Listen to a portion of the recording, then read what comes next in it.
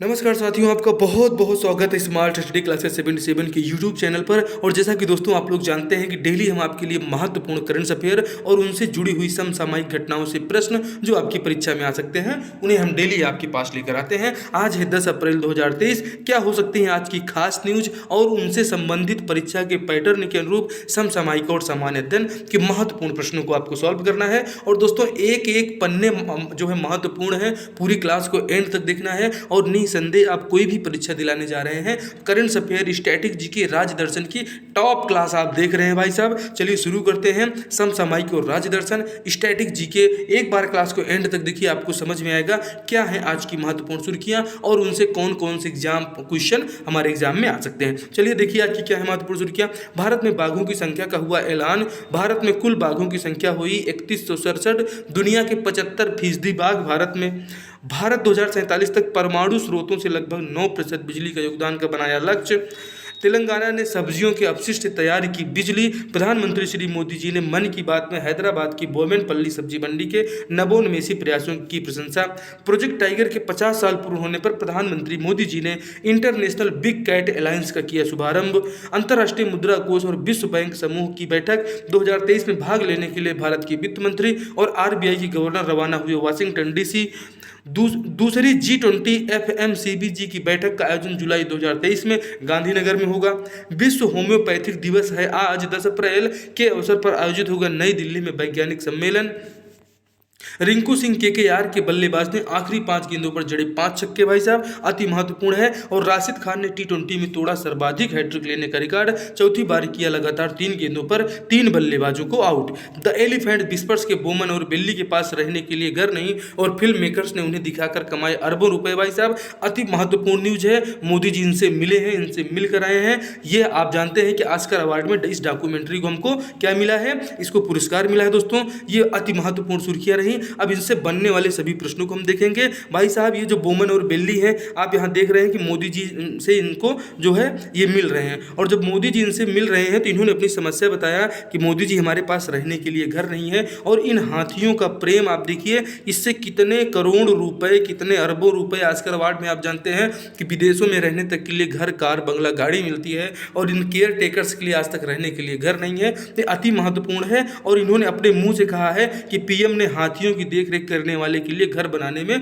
मदद मांगी। दोस्तों द एलिफेंट विस्पर वाले कपल ने कहा, बोमन और बिल्ली ने। आप यहां देख रहे हैं कि ऑस्कर जीतने वाली film documentary the elephant whispers में नजर आए दंपत्ति बोमन बिल्ली ने रविवार को प्रधानमंत्री मोदी से मुलाकात की। और दोस्तों जब मोदी जी ने समस्या पूछी, आप देखिए कि इनके पास रहने के लिए घर नहीं है और इनके ऊपर बनी मूवी आप देख रहे हैं, ये वही हाथी है जिसने हमारे देश को ऑस्कर दिलाया है। मोदी जी हमारे देश की प्रधानमंत्री, इसका अभिवादन कर रहे हैं भाई साहब। अति महत्वपूर्ण हो जाएगी पूरी क्लास। आइए शुरू करते हैं। ना दुख ना तकलीफ तो क्या खाक मजा है जीने में, बड़े बड़े तूफान थम जाते हैं जब आग लगी हो सीने में। चलिए एक एक प्रश्न देखिए और उसके उत्तर भी देखते चलिए भाई साहब। देखिए, प्रभावी प्रबंधन मूल्यांकन स्कोर में सबसे उत्कृष्ट बाघ रिजर्व का दर्जा किस टाइगर रिजर्व को प्राप्त हुआ है, ये आपको बताना है भाई साहब। तो आप देखिए कि प्रभावी मूल्यांकन स्कोर जो है भाई साहब, इसमें सबसे उत्कृष्ट बाघ का दर्जा किसे मिला है, पेरियार टाइगर रिजर्व को मिला है। नंबर 2 पे आता है सतपुड़ा टाइगर रिजर्व, नंबर 3 पे बांदीपुर कर्नाटक वाला और नंबर 4 पे आपका नागरहोल टाइगर रिजर्व आते हैं। ये हमारे टॉप 4 के जो है टाइगर रिजर्व हैं जहाँ का प्रबंधन सबसे अच्छा है, इसे आपको याद रखना है। तो नंबर 1 पे कौन हो जाएगा, प्रभावी प्रबंधन मूल्यांकन स्कोर में सबसे उत्कृष्ट बाघ रिजर्व हो जाएगा Periyar tiger reserve.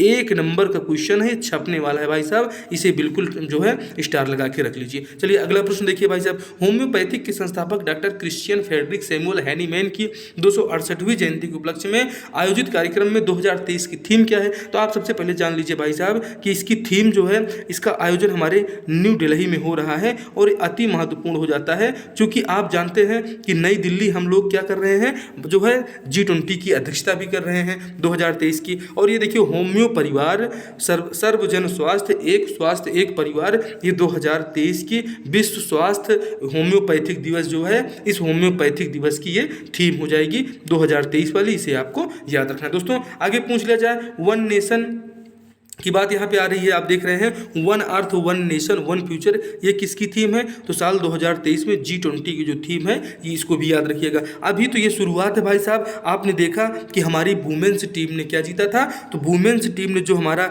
Women's premier league आपने देखा था, वुमेन्स प्रीमियर लीग की थीम क्या थी? अभी तो ये शुरुआत है, इसे आपको याद रखना है। अगला प्रश्न देखिए भाई साहब, हाल ही में सब्जियों के अपशिष्ट से बिजली बनाने का कारनामा पहली बार किस राज्य ने किया है? भाई साहब अति महत्वपूर्ण प्रश्न हो जाता है, क्योंकि सब्जियों का जो आप देखते हैं कि आप सब्जी मंडी में जाते हैं और वहाँ पे देखिए कि गोभी के पत्ते बिल्कुल ऐसे जो है, ये गोभी का मान लेते हैं फूल है, इनके पत्तों को तोड़ तोड़ के लोग फेंके रहते हैं। तो जो इस प्रकार के अपशिष्ट निकलते हैं, इनके प्रबंधन के लिए बहुत अच्छी प्रणाली जो है विकसित किया गया है, इसे आप याद रखिएगा। ये प्रणाली जो है दोस्तों तेलंगाना ने विकसित किया है और तेलंगाना ने बहुत ही खास काम किया है। इसके लिए इनको जो है ये बधाई के पात्र जरूर हो जाते हैं भाई साहब। अब देखते हैं आगे अगला क्या है महत्वपूर्ण, ठीक है कि अगली न्यूज़ हमारी जो महत्वपूर्ण हो जाएगी। अगला क्वेश्चन देखिए, तेलंगाना की दोस्तों बोवेनपल्ली सब्जी मंडी, इसमें प्रतिदिन मंडी में 10 टन से अधिक अपशिष्ट निकलते हैं और इससे 500 यूनिट बिजली पैदा की जा रही है। ये बिजली आप देखिए कि पहले आप देखिए परमाणु ऊर्जा से भी हम लोग बिजली पैदा करते हैं, और ये बिजली जो पैदा हो रही है किससे पैदा हो रही है? ये हमारी आप सब्जी भी खाइए और जो उसके अपशिष्ट बच जाएँ उससे क्या करिए? बिजली पैदा कर लीजिए। बहुत अच्छी प्रणाली। दोस्तों यहाँ पे चर्चा हो रही है IMF की, तो सबसे पहले आप देख लीजिए कि IMF का फुल फॉर्म क्या होता है। तो इंटरनेशनल मॉनिटरिंग फंड इसका फुल फॉर्म हो जाएगा। इसका आपसे पूछ लिया जाए हेडक्वार्टर कहाँ पड़ेगा, तो वाशिंगटन DC पड़ेगा। वाशिंगटन DC मतलब यूनाइटेड स्टेट ऑफ अमेरिका, ठीक है। विश्व बैंक का मुख्यालय कहाँ है? विश्व बैंक का मुख्यालय भी वाशिंगटन DC में है। इसे आप याद रखिएगा, अति महत्वपूर्ण लल्लनटा फैक्ट है। दोस्तों हाल ही में प्रधानमंत्री मोदी जी ने प्रोजेक्ट टाइगर, ठीक है, हाल ही में प्रधानमंत्री मोदी जी ने प्रोजेक्ट टाइगर के 50 साल पूर्ण होने पर जारी की गई बाघों की जनसंख्या के अनुसार भारत में दुनिया के कितने % बाघ रहते हैं? तो भैया हमारे आज़ादी के 75 वर्ष होने वाले हैं और 75% बाघ कहाँ पाए जाते हैं? तो ये जो बाघ पाए जाते हैं हमारे इंडिया में, जो दुनिया का 75% भाग हमारे देश में पाया जाता है, ठीक है। दुनिया का सबसे बड़ा एशियाई एलिफेंट रेंज वाला देश कौन सा है? आप बताइए। तो भाई साहब भारत, म्यांमार, चीन, अफगानिस्तान, क्या होगा इसमें से सही? तो आप जानते हैं द एलिफेंट विस्पर्स जब से आई है भाई साहब, और जब से इसको ऑस्कर अवार्ड मिला है, तब से एलिफेंट्स की चर्चा बहुत है और एग्जाम में छपेगा कि दुनिया का सबसे बड़ा एशियाई एलिफेंट रेंज वाला देश हमारा प्यारा भारत है। ऑप्शन 1 आपका इसमें सही हो जाएगा। देखिए दोस्तों लल्लन टॉप में आप देख लीजिए कि 30,000 हाथियों के साथ भारत दुनिया का सबसे बड़ा एशियाई एलिफेंट रेंज वाला देश है। साथ ही ये भी देख लीजिए कि दुनिया का सबसे बड़ा टाइगर रेंज वाला देश भी भारत है। ये दोनों प्रश्न अति महत्वपूर्ण हो जाते हैं, इन्हें आपको याद रखना है भाई साहब, ठीक है। आगे देखिए अगला क्या है न्यूज। और दोस्तों सभी प्रश्न अति महत्वपूर्ण है। चैनल पर नए हैं तो एक बार सब्सक्राइब कर लीजिए और अपने दोस्तों में जो है क्लास को शेयर कर दीजिए। एक सींग वाले गैंडों की संख्या में भारत का विश्व में कौन सा स्थान है? दोस्तों सभी प्रश्न अति महत्वपूर्ण है। हमने आपसे कहा था एक स्लाइड आपके लिए इंपॉर्टेंट आज की होने वाली है। इसको देखिएगा कि भारत का विश्व में स्थान एक सींग वाले गैंडे में पहला है। एक सींग वाला गैंडा पूछ लिया जाए कहाँ पाया जाता है, तो भैया असम में स्थित है कांजीरंगा राष्ट्रीय उद्यान, वहां पर पाया जाता है एक सींग वाला गैंडा, ठीक है। पूछ लिया जाए आपसे असम के मुख्यमंत्री कौन है, तो आप बताइएगा कि हिम्मत बिस्व शर्मा जो है ये असम के मुख्यमंत्री साहब हैं। इन्हें आपको याद रखना है, ठीक है। आगे बढ़े भाई साहब, अति महत्वपूर्ण क्लास है। एशियाई शेरों वाला दुनिया का एकमात्र देश भारत है। 2020 तक इनकी जनसंख्या भारत में कुल कितनी हो चुकी है, तो आप हमें बताइए। एकदम अपडेटेड आंकड़ा है भाई साहब, इसको याद रखिएगा और ये एग्जाम में छपने वाले प्रश्न हम आपके लिए डेली लेकर आते हैं। देखिए 675 अभी हमारी जो है 2020 में हमारे यहाँ जो है एशियाई शेरों वाला दुनिया के एकमात्र देश भारत है और इसकी संख्या जो है 675 हो गई है। 2015 में इसकी जनसंख्या 525 थी, इसे भी आपको याद रखना है। ऑप्शन में दिया गया है 33। तो अभी अगर आप पूछे छत्तीसगढ़ में टोटल जिलों की संख्या कितनी है, तो कितनी है 33। और जब छत्तीसगढ़ का गठन हुआ था तो कितने जिलों के साथ हुआ था? 16 जिलों के साथ छत्तीसगढ़ का गठन हुआ था। कब हुआ था इसको भी जान लीजिए। 1 नवंबर, 9 नवंबर और 15 नवंबर आप याद रखिएगा। 1 नवंबर को आपका हो जाता है छत्तीसगढ़, 9 नवंबर को आपको क्या हो जाएगा?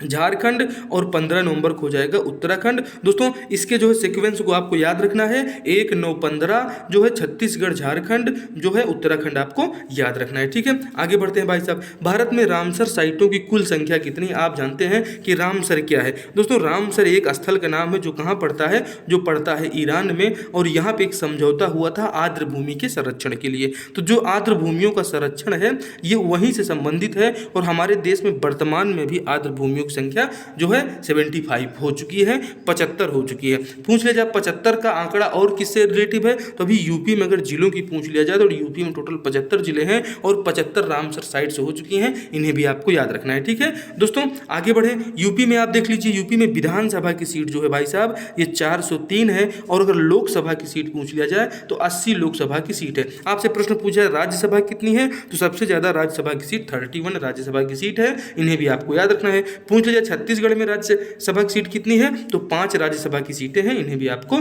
याद रखना है। सब कुछ आपको बताते चलेंगे भाई साहब। चलिए बताइए बांदीपुर टाइगर रिजर्व कहाँ पे स्थित है, तो बांदीपुर टाइगर रिजर्व कर्नाटक में स्थित है, इन्हें आपको याद रखिएगा। कर्नाटक में सबसे दुनिया का सबसे बड़ा रेलवे स्टेशन है, उसे भी आपको याद रखना, जिसका नाम है सिद्धारूढ़ा रेलवे स्टेशन। ये दुनिया का सबसे बड़ा रेलवे स्टेशन है। लंबाई पूछ लिया जाए तो 1.5 किलोमीटर प्लस है, 1.5 किलोमीटर से ज़्यादा है, इन्हें आपको याद रखना है।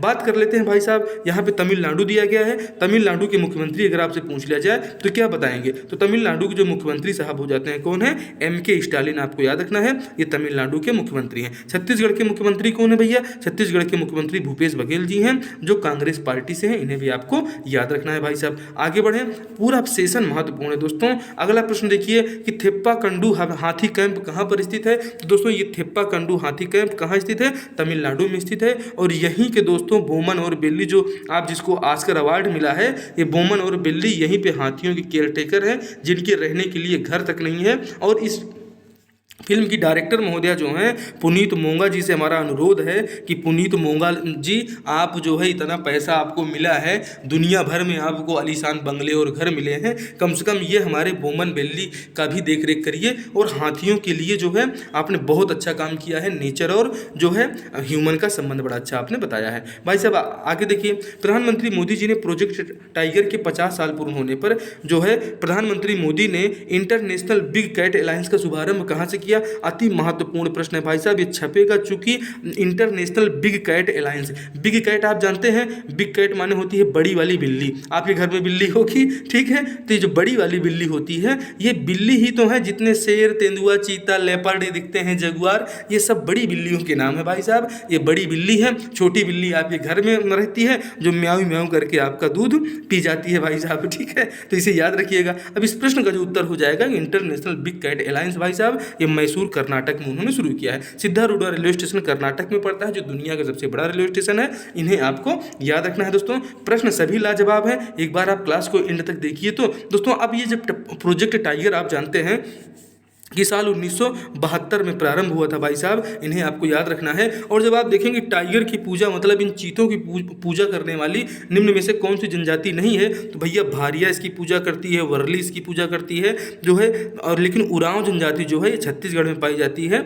ये इसको पूजा करने वाली जनजाति नहीं है, आपको इन्हें ध्यान में रखना है, अति महत्वपूर्ण हो जाएगा दोस्तों, ठीक है। आगे बढ़े, अगला प्रश्न देखिए, इंटरनेशनल बिग कैट अलायंस में कितने प्रकार की बिग कैट्स के संरक्षण पर फोकस किया जाएगा। अब ये बिग कैट जो होते हैं भाई साहब, ये बिग कैट कौन से हैं, ये बिग कैट 7 प्रकार के बिग कैट होते हैं। आइए 7 प्रकार के बिग कैट्स का आपको हम नाम भी बताते हैं दोस्तों।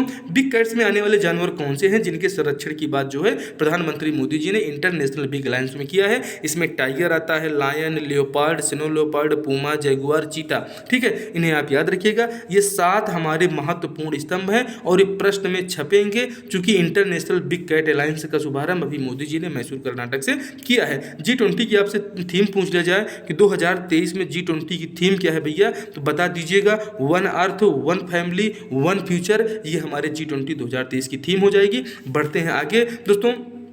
COP के बारे में बार बार प्रश्न पूछा जाता है। COP के सबसे पहले फुल फॉर्म समझ लीजिए कि कॉन्फ्रेंस ऑफ पार्टी, जिसका फुल फॉर्म होता है दोस्तों यूनाइटेड नेशन फ्रेमवर्क में जो है दोस्तों इसके अंतर्गत आता है और इसका गठन साल 1994 में किया गया है। इसका लक्ष्य क्या है दोस्तों, वायुमंडल में ग्रीन हाउस गैस की सांद्रता को स्थिर करना। इसमें टोटल देश कितने पूछे जा सकते हैं, 198 देश हैं दोस्तों। पहला COP कहाँ हुआ था, तो पहला COP हुआ था 1995 में बर्लिन, जर्मनी में। और COP 25 का आयोजन कहाँ पे हुआ था, 2019 में मैड्रिड में इसका आयोजन हुआ था, इन्हें आपको याद रखना है। ठीक है भाई साहब, आगे बढ़ते हैं। द एलिफेंट विस्पर्स डॉक्यूमेंट्री निम्न में से किस प्रकार के संबंध को दर्शाती है, ये आपको बताना है। Nature and creature, nature and future, nature and earth, या उक्त सभी भाई साहब। इसका आंसर बताइए। चूंकि ये जो हमारी एलिफेंट विस्पर्स पर है, ये मोदी जी ने इसको टैग किया है कि नेचर एंड क्रिएचर।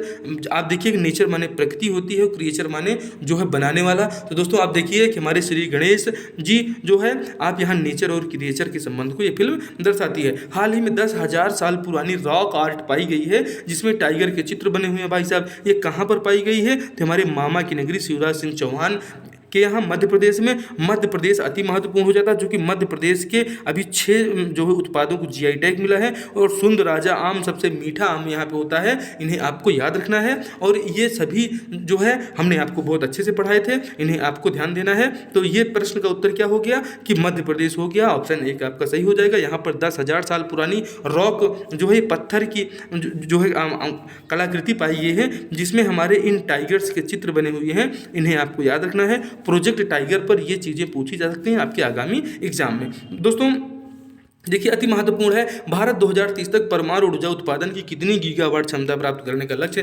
निर्धारित किया है। तो भारत ने 20 गीगावाट क्षमता जो है परमाणु ऊर्जा से जो है उत्पादित करने का लक्ष्य रखा है। इसे आपको याद रखना है। 20 गीगावाट ये हमारा जो है और 2030 तक का ये टारगेट है। ये एग्जाम में ऐसे ही पूछा जा सकता है, एकदम इसको छाप के रखिएगा भाई साहब। ठीक है, आगे देखते हैं। परमाणु ऊर्जा उत्पादन में प्रथम स्थान पर कौन सा देश है भैया, तो परमाणु ऊर्जा उत्पादन में पहले स्थान पर आप जानते हैं कि सबका चाचा अमेरिका है, इसे आपको याद रखना है। दूसरे स्थान पे फ्रांस आ जाएगा और हमारा भारत तीसरे स्थान पर है। ये थर्ड प्लेस आपको याद रखना, यही थर्ड प्लेस पूछा जाएगा कि परमाणु ऊर्जा उत्पादन में प्रथम स्थान पर कौन सा देश है। ऐसे ही प्रश्न एग्जाम में लगातार आ रहे हैं भाई साहब, इन्हें आप जो है ध्यान दीजिएगा। दोस्तों भारत सक्रिय परमाणु रिएक्टरों के मामले में दुनिया में किस स्थान पर है, चलिए बताइए। तो जो है दोस्तों सक्रिय परमाणु ऊर्जा रिएक्टरों के मामले में दुनिया में 6ठे स्थान पर हमारा देश है। ये 6वां स्थान आपको याद रखना है, ये एग्जाम में आ सकता है। ठीक है, ये परमाणु से जुड़ी महत्वपूर्ण खबरें आपने देखा। हाल ही में जारी रिपोर्ट के अनुसार भारत कुल परमाणु रिएक्टर के मामले में विश्व में कौन से स्थान पर है। तो दोस्तों कुल परमाणु रिएक्टर की बात किया जाए तो हम विश्व में जो है दूसरे स्थान पर हैं। सेकंड प्लेस हमें आपको यहाँ भी जो है ध्यान में रखते हुए आगे बढ़ना है। अगला प्रश्न देखिए दोस्तों, केंद्रीय परमाणु ऊर्जा मंत्री कौन है। तो अभी वर्तमान में डॉक्टर जितेंद्र सिंह केंद्रीय परमाणु ऊर्जा मंत्री हैं, इन्हें भी आपको ध्यान रखना है। करंट अफेयर में दोस्तों ये आज के महत्वपूर्ण करंट अफेयर रहे। और दोस्तों चलते चलते कल का महत्वपूर्ण रिवीजन देख लीजिए। दोस्तों प्रोजेक्ट टाइगर के 50 साल पूरे होने पर प्रधानमंत्री मोदी ने बांदीपुर टाइगर रिजर्व कर्नाटक का किया दौरा। दोस्तों ये पूछा जा सकता है, जो कि यहाँ पे जो है देखिए मोदी जी घूम रहे हैं और ये 50 साल पूरा हुआ है, तो इसलिए ये अति महत्वपूर्ण हो जाता है कि हमने 50 साल पूरे किए टाइगर रिजर्व के। और पूछा जाएगा बांदीपुर टाइगर रिजर्व कहाँ है, तो कर्नाटक में है, आपके एग्जाम में आने वाला है। दोस्तों पूर्व राष्ट्रपति प्रतिभा देवी सिंह पाटिल के बाद भी सुखोई विमान उड़ाने वाली दूसरी महिला राष्ट्रपति बनी द्रौपदी मुर्मू जी। ये हमारी महिला राष्ट्रपति हैं। पहले कौन उड़ाया था, तो प्रतिभा देवी सिंह पाटिल ने जो है दोस्तों इस पर उड़ान भरी थी। और अब हमारी राष्ट्रपति द्रौपदी मुर्मू जी ने भी इस पर उड़ान भर के दूसरी महिला राष्ट्रपति बन चुकी है। दोस्तों इस संयुक्त युद्धाभ्यास एक्स कवच क्या है दोस्तों, स्थल सेना, नौसेना, तटरक्षक, हमारे खाली भारतीय बलों का ये संयुक्त युद्धाभ्यास है, इसे आपको याद रखना है। अति महत्वपूर्ण प्रश्न हो जाता है, जो कि इसमें प्रश्न बनते ही बनते हैं युद्धाभ्यास में। दोस्तों युद्धाभ्यास, एक युद्धाभ्यास चाइना कर रहा है भाई साहब, जिसने ताइवान को परेशान करके रख दिया है। इसकी जो है भाई दुखदुखी बंद हो गई है, अगर सही कहें तो इनके जो है सांस नहीं निकल पा रही है। दोस्तों चीनी सेना के ईस्टर्न थिएटर कमांड ताइवान की उत्तर पूर्व दक्षिण, देखिए कि उत्तर दक्षिण पूर्व तीनों जगह से तत्परता के साथ गश्त करेगा। और ये ताइवान की हालत खराब है, ये इनका जो है फाइटर जेट ही देख के। दोस्तों आंध्र प्रदेश के में मिला रेयर अर्थ एलिमेंट, जिनका प्रयोग सेलफोन, टेलीविजन, कंप्यूटर, ऑटोमोबाइल्स के क्षेत्र में किया जाता है। क्या क्या मिला है भाई साहब, एक बार उसको देख लीजिए। सेराइट, थोराइट, कोलमलाइट, टेंटनाइट, एपेनाइट, जिरकान, मोनेजाइट, पायरोक्लोर, यूग्नेनाइट और फ्लोराइट, ये मिले हैं भाई साहब। अति महत्वपूर्ण प्रश्न है, चूंकि अगर आपसे पूछ लिया जाए कि हाल ही में लिथियम के भंडार कहाँ पे मिले हैं पहली बार, जिसके लिए हम लोग 100% आयात पर निर्भर थे, तो वो मिले हैं जम्मू कश्मीर में, आपको याद रखना है। ठीक है, और ये जो एलिमेंट्स मिले हैं ये आंध्र प्रदेश में जो है मिले हैं। हैदराबाद स्थित स्थित राष्ट्रीय भूभौतिक अनुसंधान संस्थान ने बताया कि अनंतपुर आंध्र प्रदेश में 15 रेयर अर्थ एलिमेंट्स का भंडार मिला है। इन्हें आपको याद रखना है, कहाँ पे मिला है? अनंतपुर जो है आंध्र प्रदेश, आपको याद रखना है, ठीक है। आगे देखिए भाई साहब, सऊदी अरब की पहली महिला अंतरिक्ष यात्री होंगी रेयाना बर्नाबी, इन्हें भी ध्यान दीजिएगा। पीएम मोदी ने तेलंगाना में सिकंदराबाद तिरुपति के बीच में वंदे भारत ट्रेन को दिखाई हरी झंडी। दोस्तों ये 10 अप्रैल की महत्वपूर्ण सुर्खियां रही, कैसी लगी? अति महत्वपूर्ण पूरी क्लास थी। एक बार आप इसे अपने दोस्तों में शेयर कर दीजिए और आपसे मिलते हैं अति महत्वपूर्ण अगले सेशन में हिंदी की टॉप क्लासेस के साथ में। जय हिंद, जय भारत।